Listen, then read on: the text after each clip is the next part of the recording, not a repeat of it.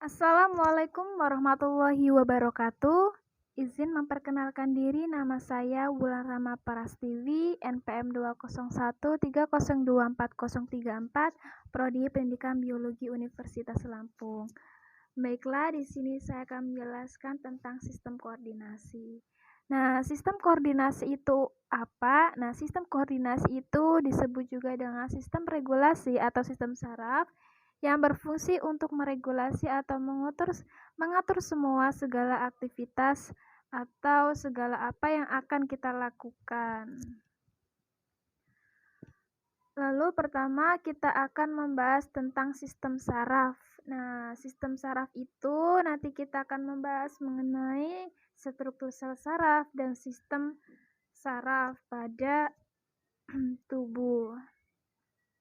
Pertama, kita akan membahas mengenai struktur sel saraf. Nah, sel saraf ini berfungsi sangat penting untuk penyusun suatu sistem saraf.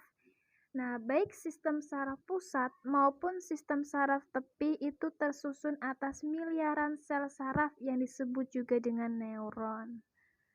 Nah, di sini ada struktur sel saraf. Yang pertama itu adalah dendrit. Nah, dendrit ini berfungsi untuk menghantarkan atau menerima suatu rangsangan yang diterima dari luar ke badan sel. Nah, badan sel ini terdapat nukleus dan sel bodi. Nah, di nukleus ini sangat berperan penting dalam mengatur seluruh kegiatan sel saraf. Nah, di dalam sel bodi ini atau neurotransmitter juga terkandung. Nah, neurotransmitter ini berfungsi dalam suatu mekanisme kerja penghantar suatu rangsang. Lalu, rangsang tersebut akan diteruskan melalui akson. Nah, akson ini akan menghantarkan suatu rangsangan dari badan sel ke sel lainnya. Nah, dengan mempercepat suatu penghantar rangsangan yang dibantu oleh nodus Ranvier. Lalu pada akson. Nah, akson ini untuk menghubungkan antara sel saraf yang satu ke sel saraf yang berikutnya. Jadi saling bekerja sama. Lalu kita akan membahas tentang sel saraf berdasarkan fungsinya. Di sini sel saraf berdasarkan fungsinya dapat kita lihat ada 3 macam. Yang pertama sel saraf sensorik, yang kedua sel saraf motorik, yang ketiga adalah sel saraf konektor. Yang pertama itu sel saraf sensorik. Nah, jadi di dalam sel saraf sensorik ini berfungsi untuk menerima suatu rangsangan atau impuls dari luar menuju ke sistem saraf pusat melalui sel saraf sensorik. Nah, sistem saraf pusatnya itu seperti apa? Nah, sistem saraf pusat itu terdiri dari 2 organ, yaitu otak dan sumsum tulang belakang. Lalu yang kedua, sel saraf motorik. Nah, sel saraf motorik ini berfungsi untuk meneruskan suatu rangsangan yang diterima oleh sistem saraf pusat ke efektor, yaitu otot dan kelenjar melalui sel saraf motorik. Lalu yang ketiga sel saraf konektor. Nah, jadi sel saraf konektor ini menjadi penghubung antara sel saraf sensorik dan sel saraf motorik. Jadi di sini sel saraf konektor contohnya adalah sumsum tulang belakang dan biasanya untuk sebagai suatu proses terjadinya gerak refleks. Nah, di sini sel saraf konektor sangat berperan penting.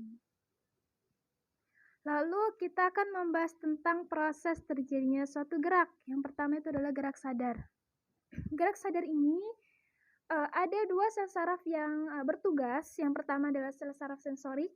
Nah, jadi sel saraf sensorik ini pertama, bagaimana sih cara gerak sadar itu bekerja? Pertama, reseptor atau impuls yang diterima dari luar akan ditampung atau diteruskan oleh sel saraf sensorik menuju ke otak. Nah, jadi di otak ini akan diproses, diolah, lalu akan disampaikan ke efektor melalui sel saraf motorik. Nah, efektornya itu dapat berupa otot ataupun kelenjar. Lalu yang kedua itu adalah gerak refleks. Jadi gerak refleks ini seperti kita menyentuh benda panas, otomatis tangan kita akan langsung menghindarinya atau tidak untuk bisa tidak kontaminasi dengan benda panas tersebut. Nah, bagaimana cara kerjanya? Jadi gerak refleks ini ada kaitannya dengan sumsum tulang belakang. Jadi ini sumsum tulang belakang ini sangat berperan penting untuk mempercepat suatu gerak refleks. Nah, jadi yang pertama, impuls atau rangsang yang diterima akan diteruskan ke sumsum tulang belakang melalui sel saraf sensorik, lalu akan diolah, eee, disimpan, lalu akan, diteruskan ke efektor untuk kita bisa menjauhkan diri dari benda panas tersebut melalui sel saraf motorik.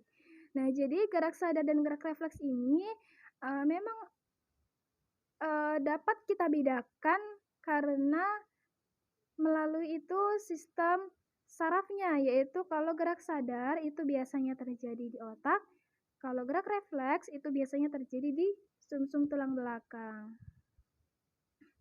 Lalu kita akan membahas tentang susunan sistem saraf. Nah, di sini tadi kita sudah menjelaskan sedikit tentang bagaimana sistem saraf pusat dan sistem saraf tepi itu bekerja. Nah, sistem saraf pusat itu terdiri atas otak dan sumsum tulang belakang.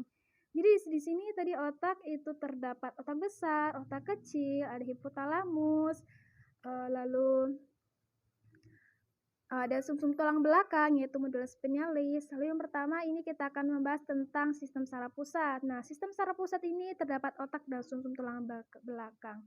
Nah, jadi otak ini terdiri dari hipotalamus, ganglia basal, batang otak, cerebellum, talamus, kelenjar pituitari, dan korteks cerebral.